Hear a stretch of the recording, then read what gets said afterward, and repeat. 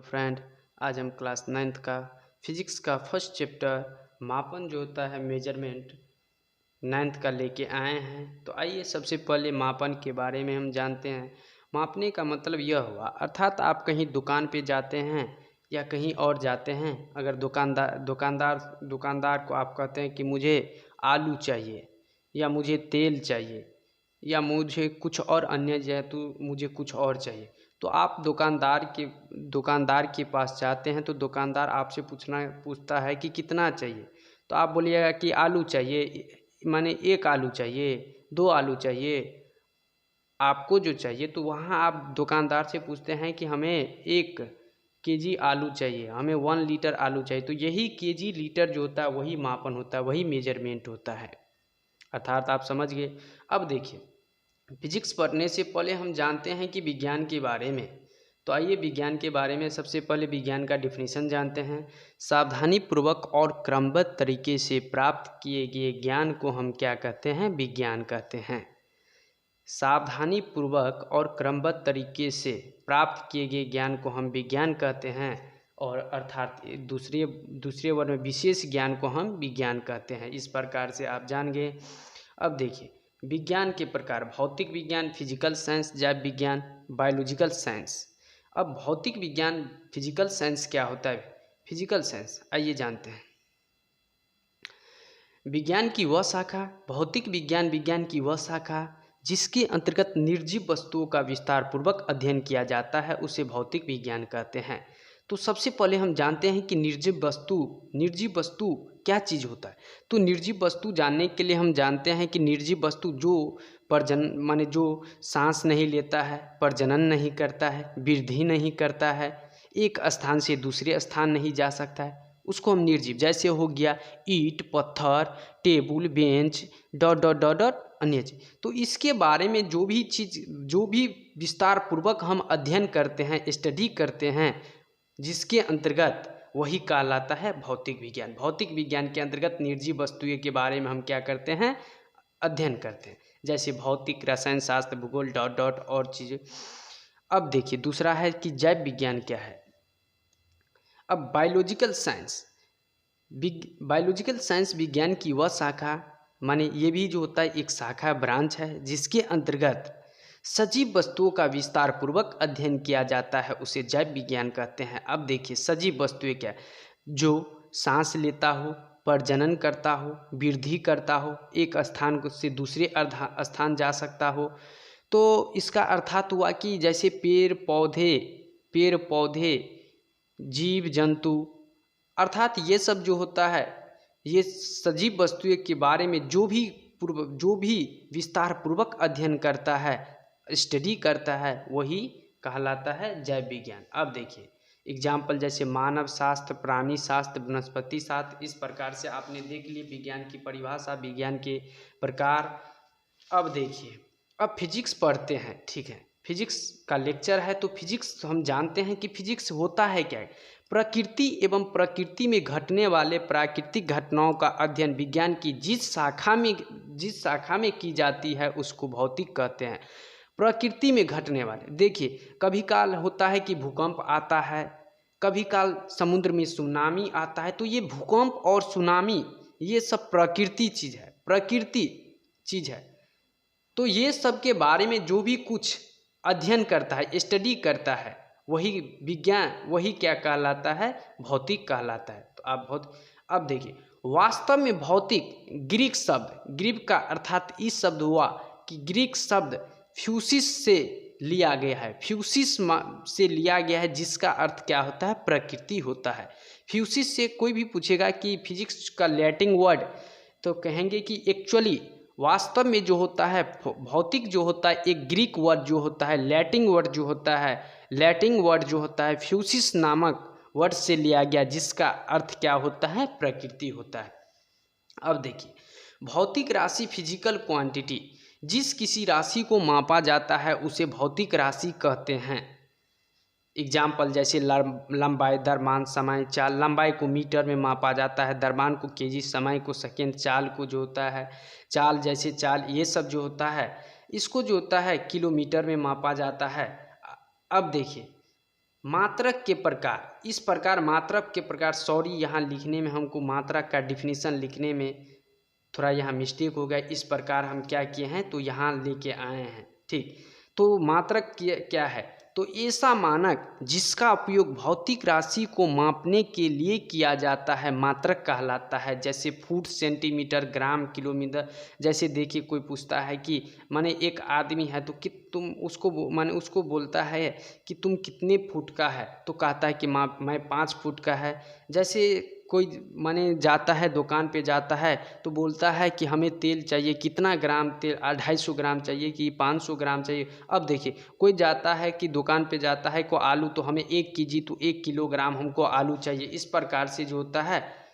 अब देखिए कि इस प्रकार से हमने क्या किया कि भौतिक राशि का दूसरा डिफिनीसन देखिए। दूसरा, ऐसा राशि जिसे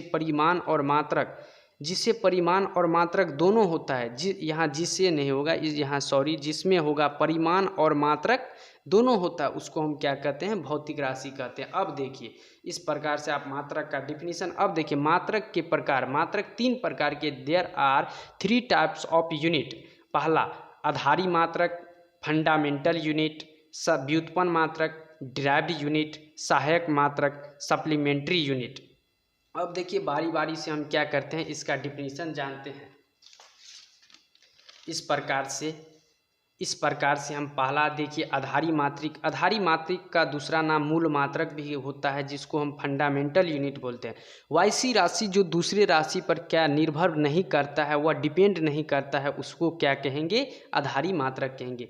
इसकी संख्या 7 है। देखिए इस प्रकार से इसकी संख्या 7 है।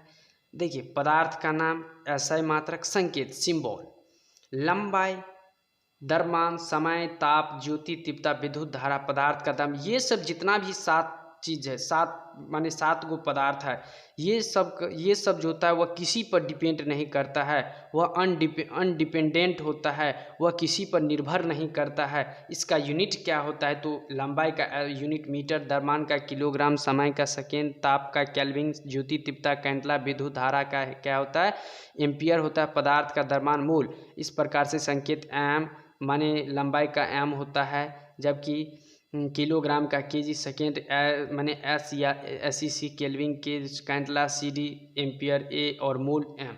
अब देखिए दूसरा व्युत्पन्न मात्रक क्या होता है, डिराइव्ड यूनिट। वैसी राशि जो आधारी राशि की सहायता से बनाई जाती है उसे व्युत्पन्न मात्रक कहते हैं। जैसे वेग, त्वरण, बल का डर, चाल। अब एग्जाम्पल देखिए, अब एग्जाम्पल पहला देखिए, चाल का मात्रक, दूरी का मात्रक बटा समय का मात्रक। अब देखिए लंबाई का मात्रक बटा समय का मात्रक, अर्थात इससे हमें क्या पता चलता है, चाल का मात्रक जो होता है वह किस पर निर्भर करता है। चाल का मात्रक जो देखिए जो किस पर निर्भर करता है, तो देखिए चाल का मात्रक लंबाई एवं समय के मात्रक पर क्या करता है। चाल का मात्रक जो होता है वह लंबाई और समय दोनों पर क्या करता है, निर्भर करता है। अब इससे आगे देखिए, अब दूसरा पॉइंट देखिए, बल का मात्रक होता है द्रव्यमान का मात्रक इंटू त्वरण का मात्रक, अर्थात कह सकते हैं कि त्वरण का मात्रक लंबाई एवं सेकेंड के मात्रक पर निर्भर करता है।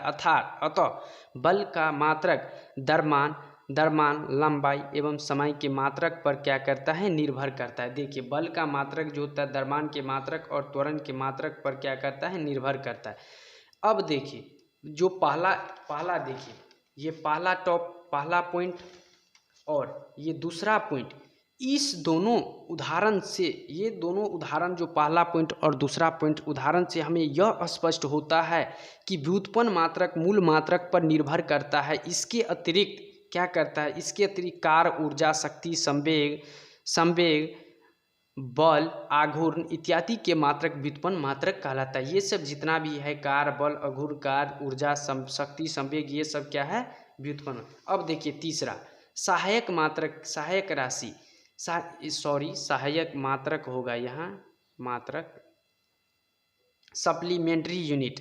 वैसी राशि जो व्युत्पन्न राशि को सहायक करता है उसे सहायक मात्रक कहते हैं। समतल कोण तथा ठोस कोण के मात्रक को सहायक मात्रक कहा जाता है। समतल कोण देखिए, ये जैसे माने पेज है, ये तो समतल है। अब ठोस देखिए, ठोस का मतलब होता है माने ठोस अर्थात समतल तो जान गए। ठोस का मतलब होता है कि वैसा पदार्थ वैसा पदार्थ जिसका आयतन एवं घनत्व दोनों समान होता है उसको हम ठोस कहते हैं। जैसे देख लीजिए, एक पत्थर को लेते हैं, एक पत्थर का वेट है मान लीजिए 5 kg है, तो ये 5 kg है तो उसका आयतन हुआ, और आयतन तो जो होता है माने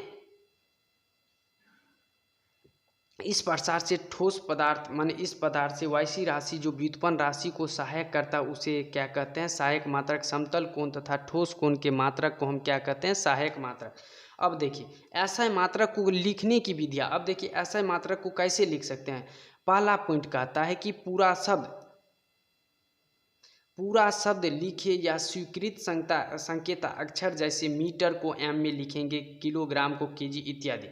दूसरा पॉइंट, जब मात्रक अंग्रेजी में पूरा लिखना हो तो बड़ा अक्षर का प्रयोग न करें। ये हमेशा ध्यान रखिएगा कि पहला पॉइंट आप समझ गए। दूसरा पॉइंट ध्यान है, जब आप मात्रक अंग्रेजी में पूरा लिखिएगा, पूरा लिखना हो तो बड़ा अक्षर का प्रयोग न करें। यहाँ कहता है कि बड़ा अक्षर कैपिटल लेटर का प्रयोग न करें, जैसे 5 जूल, 5 न्यूटन, 5 वाट इत्यादि।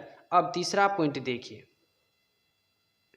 जब मात्रक किसी व्यक्ति के नाम से जुड़ा हो तो उस व्यक्ति के नाम का प्रथम कैपिटल अक्षर का प्रयोग करे, जैसे 7 न्यूटन, 6 जूल, 5 एम्पियर। इस प्रकार से आपने पहला चैप्टर का कुछ देख लिए। अब देखिए, अब कहता है कि 10 के घात और उपसर्ग और संकेता अक्षर। 10 का घात 18 को एक्सा पढ़ेंगे ई, इसको संकेत में ई लिखेंगे। 10 का घात 15 को पीटा पढ़ेंगे पी। 10 का घात 12 को टेरा पढ़ेंगे टी।